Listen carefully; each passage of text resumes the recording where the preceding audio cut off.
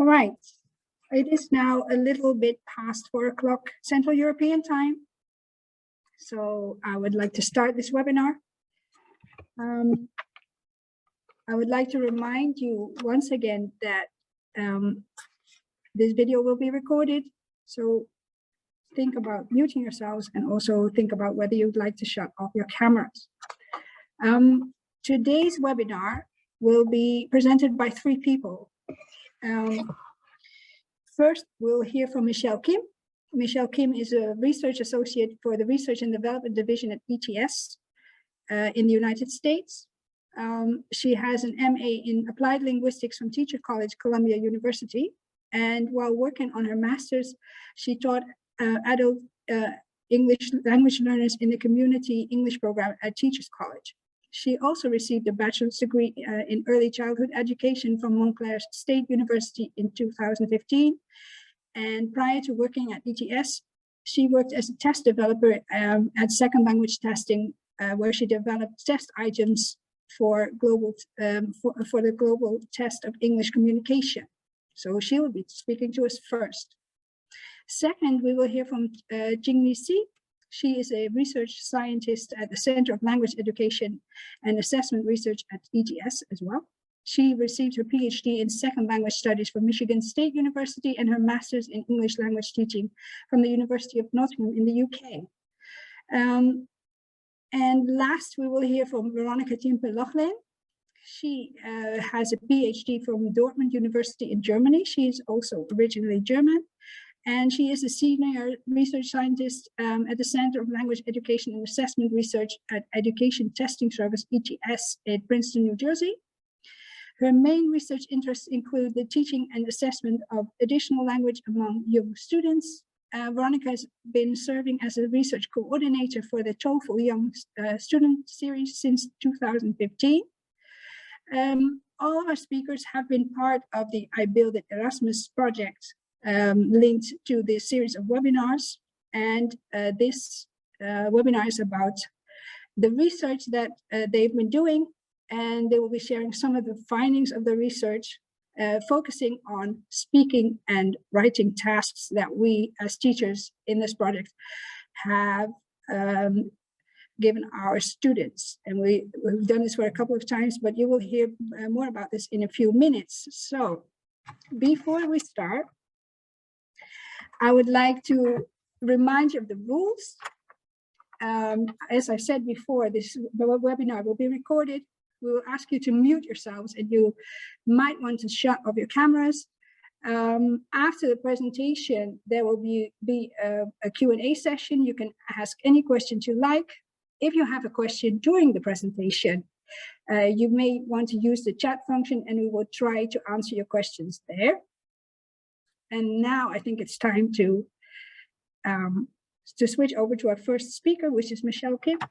So go ahead, Michelle. Okay, I'll jump in real quick before Michelle gets started with a brief introduction. Thank you so much, Lisa. We wanted to just frame this a little because we were anticipating that everybody here on the call probably has a very different background. So there's probably some teachers out there, researchers. And so we wanted to start with a simple question: what do we do in research? And I found this really nice graphic floating around on Facebook and LinkedIn. So I have no idea who came up with it, but I think it represents the research process really nicely. So when we go out as researchers, we collect a bunch of data. So we have a pile, like a pile of Legos. And then please click ahead. We as researchers sort the data. So you basically sort the Legos, we arrange it neatly, and then we present it visually. And that's what we do as researchers. Jingyi, please click ahead. And then where we need help oftentimes, because as researchers, we're sometimes removed from the actual classroom, and what's happening is the last 2 steps in the process, where after we present the data nicely and visually, we got to make sense of it. And so in this case, we believe that teachers or the people who are actually in the classroom are essential. And in this particular project, the Erasmus Plus project that we have, we feel this is a very unique frame where researchers and teachers can actually work hand in hand. And that's what we've been doing. And we would like to share some of that research with you today. Jeannie, please click. And so Jeannie and Michelle will start with providing you some insights on writing, where we have collected data, and then I'll be following up with speaking. Okay, thank you again, everyone, for joining our talk. As Veronica mentioned, my colleague Janisha and I will be talking about writing. So our presentation is titled Email Writing by Young Language Learners, Response Characteristics and Implications. And we'll also be talking about teacher perceptions of the email writing task. So next. Okay, so let's start off by talking about some general characteristics of email writing. Next. Email writing is a hybrid genre that contains characteristics of both oral and written communications. Next. So some typical characteristics are using simplified vocabulary, using sentences that are more speech-like, and sometimes omitting subject verb parts, like, for example, want to eat lunch tomorrow? And in the email writing, there is a recipient who receives the email, and the purpose of writing an email is for communication purposes. Next. So now let's look at some pedagogical benefits of using email tasks in the classroom. So email tasks can be used to enhance learners' written communicative skills. It provides opportunities for interpersonal interactions where the students can write to another classmate or the teacher. It allows for meaning-based discourse to occur, reduce student anxiety, enables individualized feedback, and also permit authentic and convenient learning context. Next. So why are we so interested in email writing? Well, most research done in the past on email writing tasks focuses on adult learners. There aren't many studies that focuses on young learners and how they write emails. So we started to think of questions like, how do young learners write emails and what are their response characteristics? Next. So here are 3 of our research questions. First, are young language learners' email writing abilities related to their English language proficiency? 2, how do young learners' email writing response differ across proficiency levels? And 3, how do teachers perceive the usefulness of email tasks for teaching and assessing young learners' writing abilities? Next. So in order to answer our research questions, we focused on 7th and 8th graders in Denmark, Netherlands, and Finland. And we looked at their email writing responses. As you can see in the box on the right, we had a pretty equal number of boys and girls who participated in our study. And of course, their home languages were either Dutch, Danish, or Finnish. And as a side note, you'll see some missing data because not all the participants took a survey that we administered for another project that we're working on. Next. So here is the actual email task that the students completed. So the students were to read an email that was sent by a friend who wanted their opinion about starting a new chess club. The friends asked 3 questions that the participants had to answer.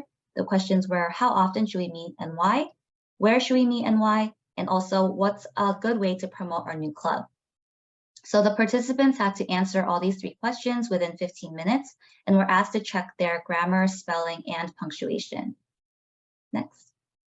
So after we collected all of the email responses, we used this rubric to rate all the email responses. So as you can see, this ranges from 0 to 4-point scale. A score of 0 consists of an email that rejects the prompt, or it's completely off topic, consists keystroke characters, or a language other than English.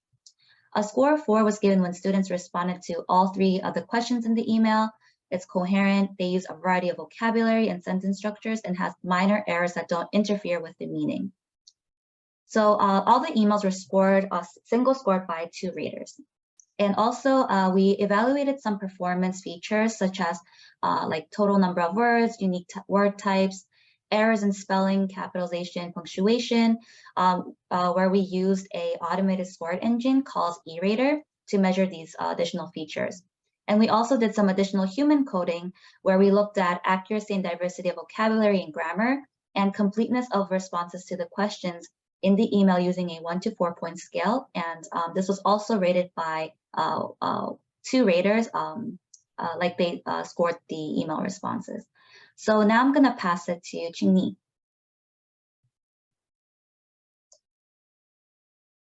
Thanks, Michelle. Now I'm going to move on to data collection.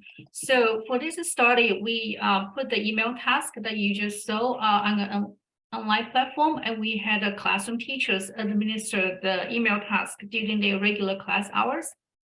And we also had the students take a standardized language proficiency test, the TOEFL Junior Standard Test, in order for us to measure their English language proficiency levels.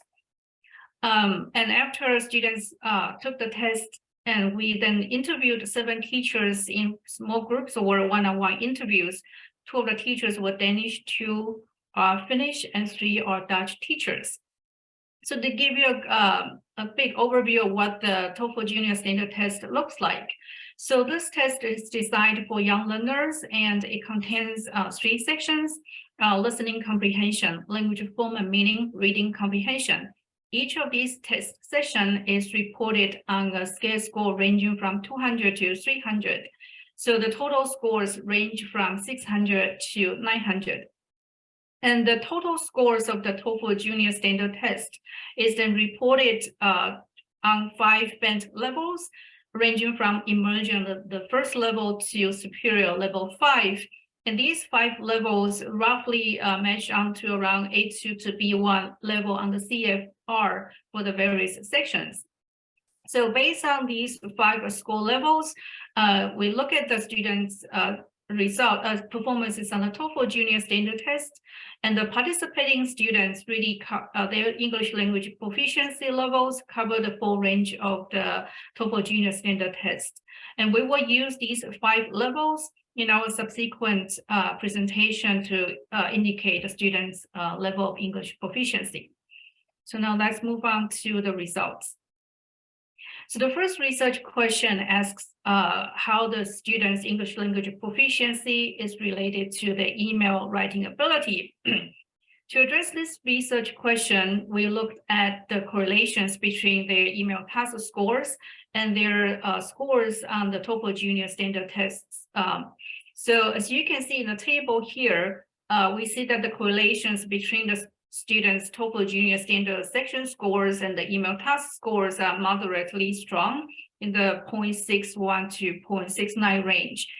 This indicates that there is a relationship, and probably moderately strong relationship, between the students' listening comprehension, language form, meaning, reading comprehension, and how well they are responding to the email task. Moving on to the second research question. The second research question asks how the students' performances on the email tasks differ across different proficiency levels. So in this table, you can see that if you look at the third column, this is the average scores on the students' writing task scores, the email writing task scores that ranges from 0 to 4. And as you can see, the mean score increases from 1.14 to 3.46 as the student's proficiency level goes up. Now, we want to take a deeper dive into how the specific performance features differ across proficiency levels. But before we do that, let's look at this table, which shows the performance features that we looked at and how they are related to the students' task scores to first establish construct validity. So as you can see on the right-hand side, the correlations, you see that the correlations ranged from negative 0.36 to 0.86. So the strongest correlations we found are between lexicography and content and the task scores. But we saw a slightly weaker correlations between the mechanics aspects of the students' performances and the students' email task scores.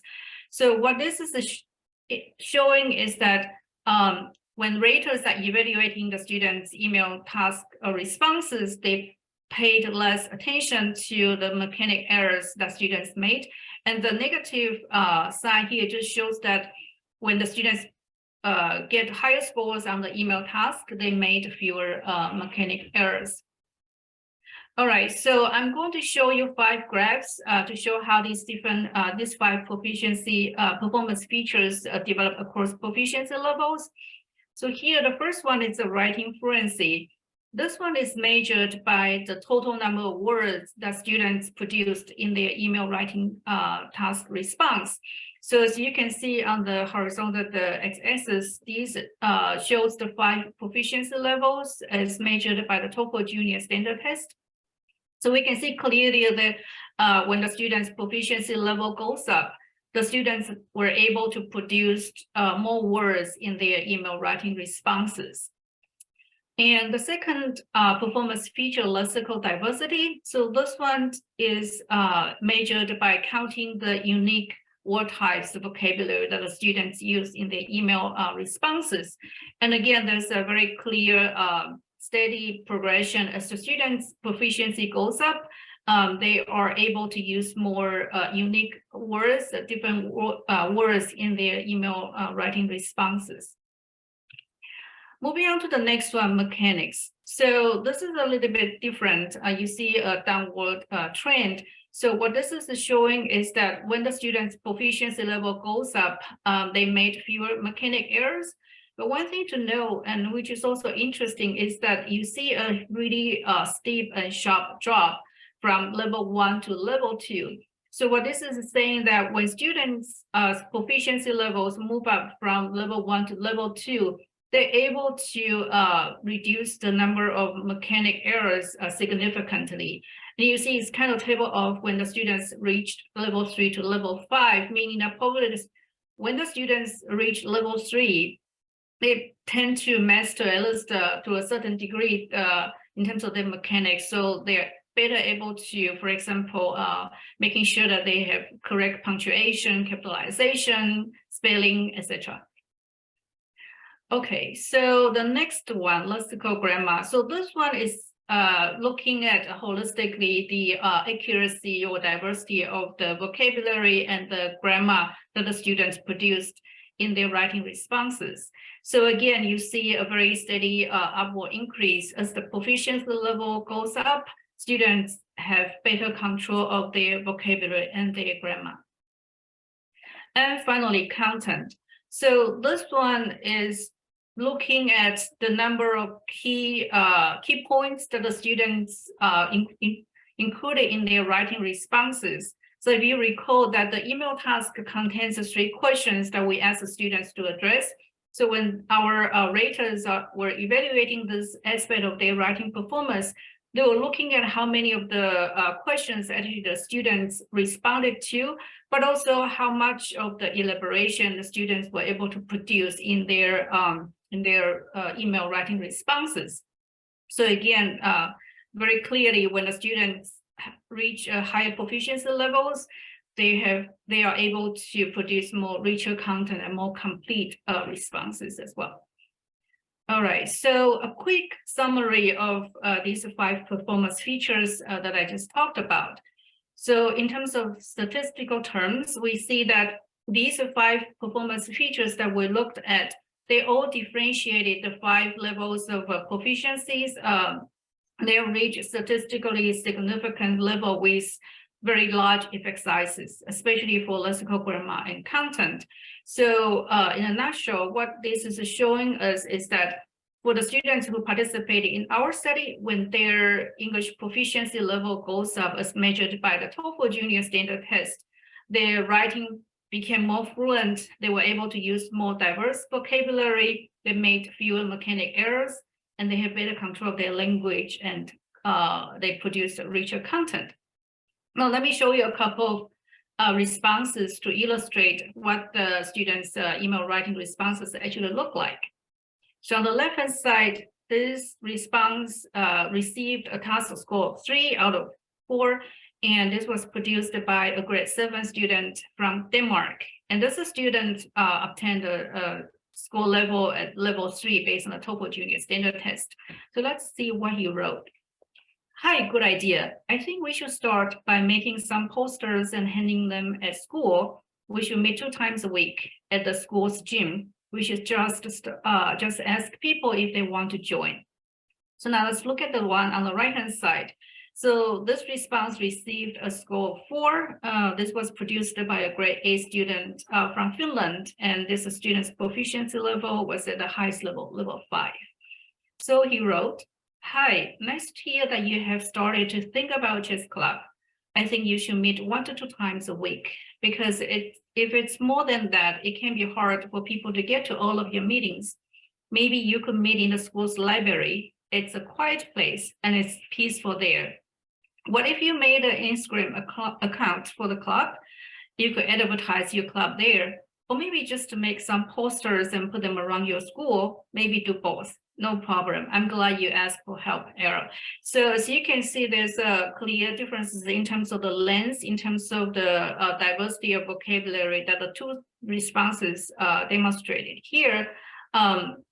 Also interestingly, actually both responses show some of the typical hybrid genre of the email writing. For example, as Michelle mentioned earlier, that in email, oftentimes senders would omit, for example, subject, as you see on the right-hand side, maybe just make some posters, put them around, maybe do both, and also sort of a spoken type of text. The other thing is that both responses, the students understand that there is a recipient, there's an audience, so they start with a greeting hi. So all of these characteristics really reflect very authentic use of language as we typically see in real life email exchanges. All right, so let me move on to the final research question, the research question 3, which we wonder what teachers actually think about these email tasks. So we interviewed 7 teachers, and here are quotes from teachers from each of the 3 countries. So let's look at the first one. This is a teacher from the Netherlands. So the teacher said that, "I think the email task is very similar to what I ask my students to do in class, like write to a host family, talk about staying with them, and so on. But this one, there are questions that students need to answer, and this is different. I actually might try this with my students." The middle one from a teacher in Finland, the teacher said this, "In this task, they have to respond to somebody and ask them questions or answer questions. This is more structured. There are things they have to answer, so it's easier for the students. To think it that way, I think this email could be really suitable for my students." And the third one, a teacher from Denmark, she said that, "I think the email task is something that every student should be able to write something about. They're very appropriate. And you can see from the way they answer, you can see if they are very skilled or if they are struggling with English and so on. I think it's an assignment that's quite good because it's something that they can relate to." So the general theme that emerged from the interviews is that teachers have positive perception of these email tasks. And also even though they think that, or they said that they actually have already been doing this kind of task, like having students write an email or letter to friends, teachers, or people they know in the different countries. But typically there is no building question or scaffolded questions. It's pretty open-ended, and they found this more structured scaffolded task seems to be perhaps has some kind of pedagogical value, and they wanted to try. The other thing is, as the third teacher mentioned, by looking at the responses, she feels that actually it's possible to identify students' strengths and weaknesses. So it could be a classroom activity or assessment task for her to evaluate her students' writing ability. So with all this information, I would like to conclude this talk by talking about a couple of pedagogical implications. So the first one is that, as our results show, the students' email writing ability is indeed related to different language skills. Their listening comprehension, reading comprehension, and the grammar and vocabulary skills. So we think that the classroom teachers could consider integrating different language skills. In this case, for example, have students read an email prompt and write a response to that email to help develop young learners' writing skills. And finally, based on our results and also the teachers' input, we think that the email task may be useful to be used to assess young learners' writing abilities. They can be used to teach language skills for more purposeful communication.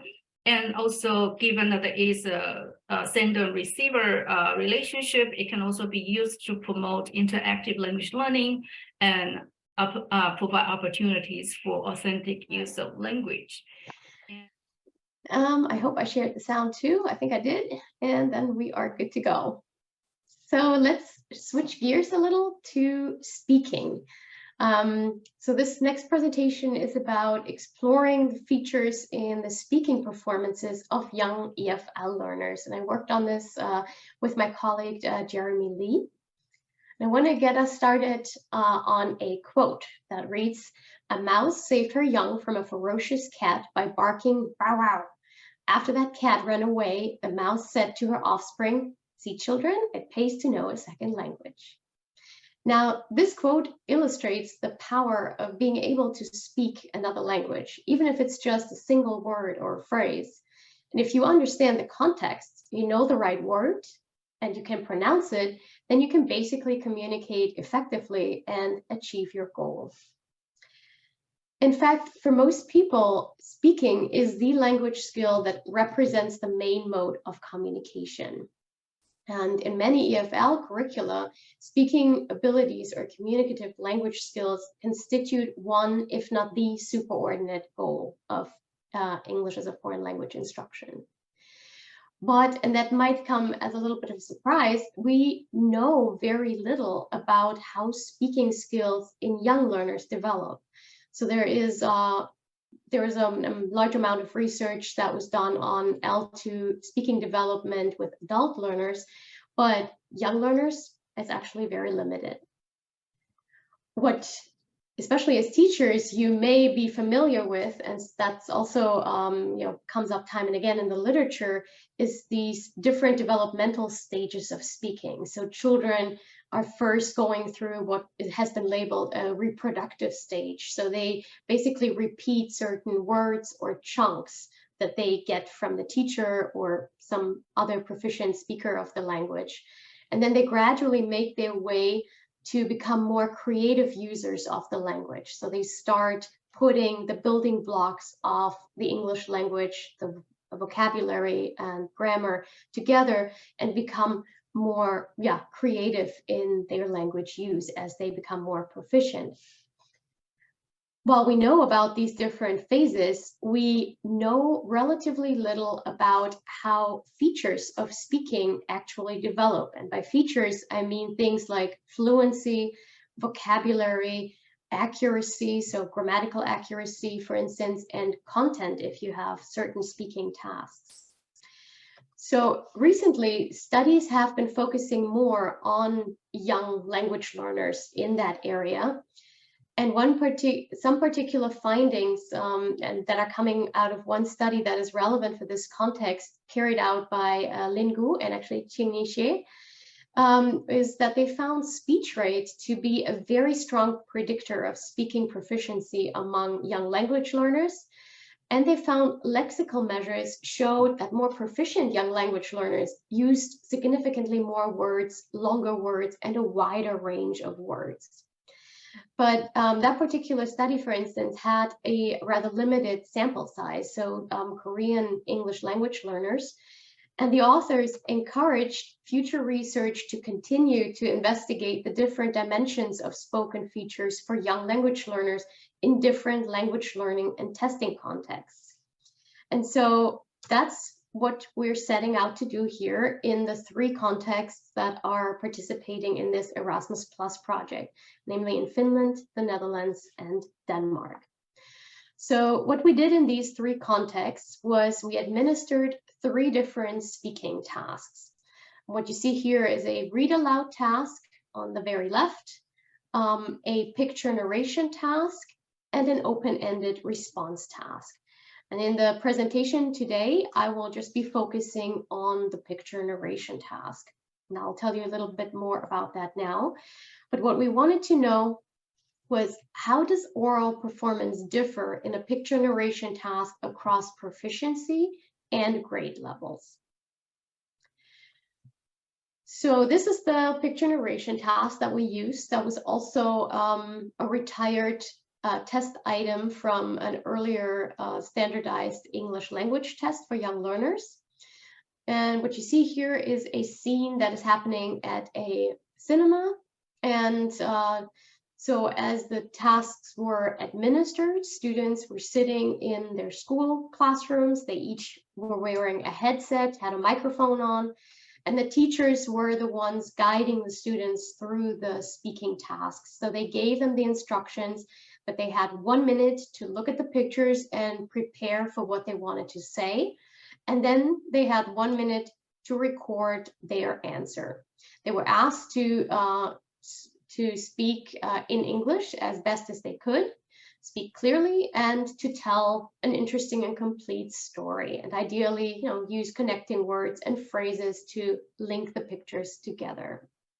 And then if they were done before a minute, they were asked to just sit silently for the rest of the minute. So there wouldn't be any hustle bustle being recorded or any background noise.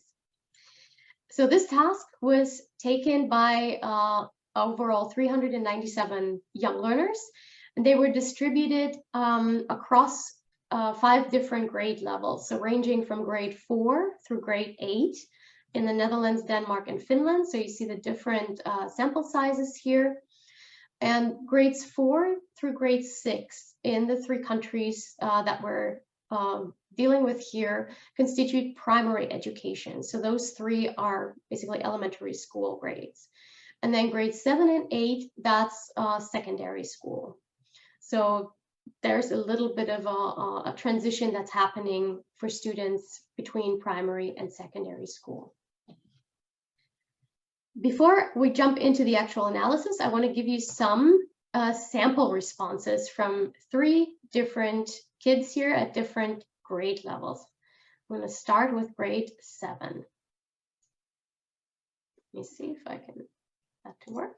There are 3 people going to the cinema, I think, and they buy a card to come inside. Inside, they're looking for a place to sit. Then they look and they see seats where they can sit, but there's an old man sitting in the middle of the seats. But then they can't sit together, so they ask the man if he can sit on the other seat so they can sit together. But the man, when the man moves on the other seat, he can't see it anymore because there's a big man before him and he is not big enough to look over him. So the man's not happy. That was a grade 7. This is a grade 6 response. Me and my 2 friends go to cinema. We didn't see the place where we can sit. We saw an old man. I asked the old man, can he sit somewhere else so we can sit next to each other with my friends? The man said yes. But the old man didn't see the movie because in front of her sit very tall guy.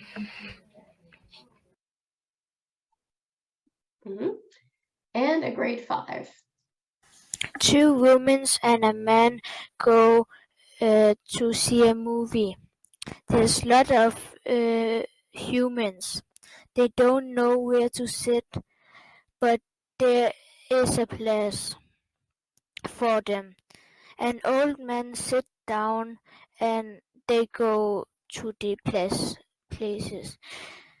And now there comes a big man and sitting in front of the old man, and the old man can watch the movie, and he just wanted the big man to die. All right, so what you probably noticed listening to these sample responses is there is a lot of variability in those responses. So they differ in terms of length, in terms of the content that the kids produce. So you even have for grade 6, the girl assumed the perspective of the people shown in the image. And so very different narratives that we're getting out of this. And two women and a man.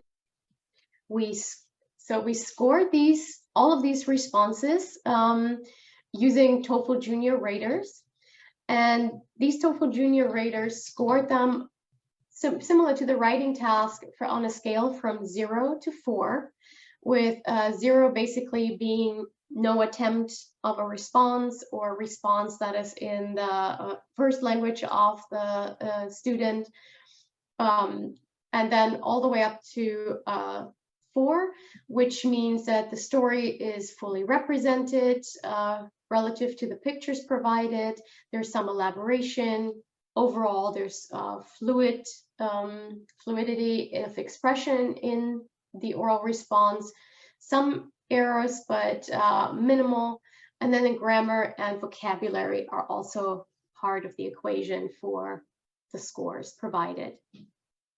In addition to the scores that the TOEFL Junior raters produced, we transcribed all of the responses verbatim, so at the word level, and further analyzed the data using 2 automated tools. So for fluency, we used SpeechRater, which is a spoken response scoring engine that is specifically adapted for non-native English speech.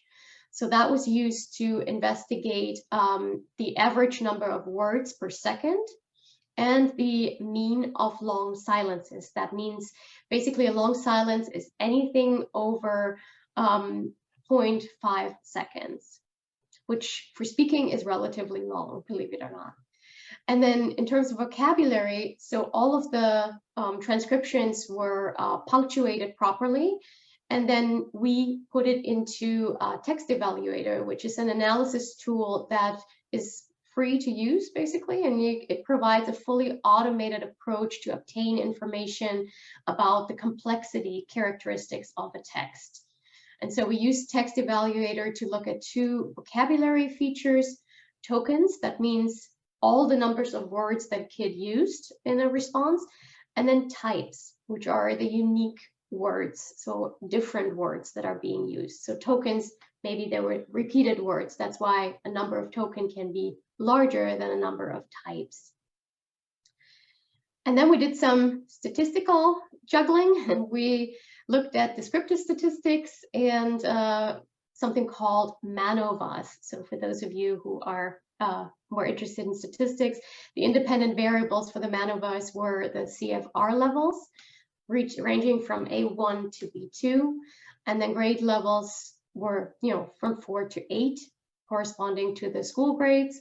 And then the dependent variables here were the 2 speaking features, so fluency and lexis. Now, what did we find? First of all, I was starting with a picture narration task, kind of, sorting the data, if you think about the Lego, because the picture narration task was interestingly, on average, had received the lowest scores.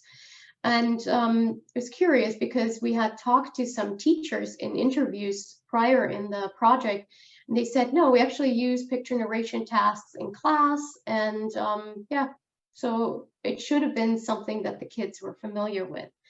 And yeah, I was curious why that was the case. So focusing on that picture narration task, here are some descriptive statistics in terms of CFR levels and grade levels. So what you're seeing here is that there's a steady increase in the average speaking scores across CFR levels. The CFR levels were derived based on the TOEFL primary and TOEFL junior tests that the children took. And so I use that as a relatively broad or coarse proxy for their English language proficiency. And we see a steady increase here. If we look at the average speaking scores across grade levels, we also see an increase throughout the elementary grades.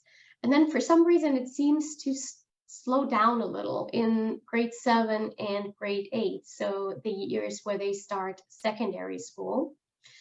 And yeah, that was an interesting pattern that we also saw in other data. But overall, the point here being grade level may not necessarily be that good of an indicator for speaking ability in English as a foreign language. So, you know, using a standardized assessment, using a framework such as the CFR may get us a better level of information. If we look at, again, a more detailed here, we see the average number of words per second. And the tokens and the types in terms of vocabulary, we see a steady increase across CFR levels. Here, for instance, ranging from 2.45 to 3.17. So it's relatively even that these increase. Where we see a decrease is the long pauses. So, and that's basically something that we want to see, because as they become more proficient, more fluent in their responses, the number of long pauses goes down. They don't have that many hesitations and long pauses anymore. So what this shows is that with increasing proficiency, young language learners' performances showed a higher degree of speech fluency and a wider range of vocabulary. So basically what confirming previous research, which is good. Looking at this at the grade level, we don't see such a clear-cut progression. We see a little bit more going on in the data. So here, starting with tokens and types, we also see a steady increase in the number of tokens that the children use, so all words, as well as the number of different words. But what we notice here is it tapers off. So it increases more strongly throughout primary school, and then it kind of seems to develop a little slower. For fluency, I actually put squares around these because what we are seeing is a steady increase throughout primary school years, and then for some reason, it's taken a step back. So there's something going on in 7th grade when they transition to the secondary school, where we see a little bit of a dip in the data. And that's something we have also seen in other data types and talked to teachers about, where they said, yeah, they're being put together again in a different constellation. There might be different ways of teaching that could impact.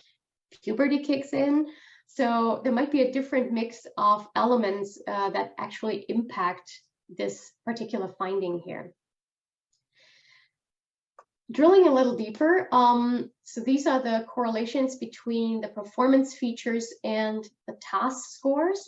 And we see that they were all statistically significant, positive, except for the long pauses, which are negatively correlated. That means, you know, if the speaking score goes up, the number of pauses goes down. So that's good, because that confirms what we saw earlier. And then here are the actual profile plots for each of the dependent variables, so for each of the speaking features. And it basically mirrors what I just told you with the descriptive statistics in just a visual format. So here for fluency features, 1 through 4 being A1, A2, B1, and B2 levels on the CFR. So it gradually increases for words per second. And then for the long pauses, we have this interesting dip in here. For vocabulary, it also kind of gradually increases as children progress throughout the CFR levels. This dip here we'll need to look into a little bit further in future research, because we're also seeing that at the grade level. So there's a lot going on here in terms of the long pauses, which might be a statistical artifact. But overall, it reiterates that it slows down as children go to and get into higher grade levels.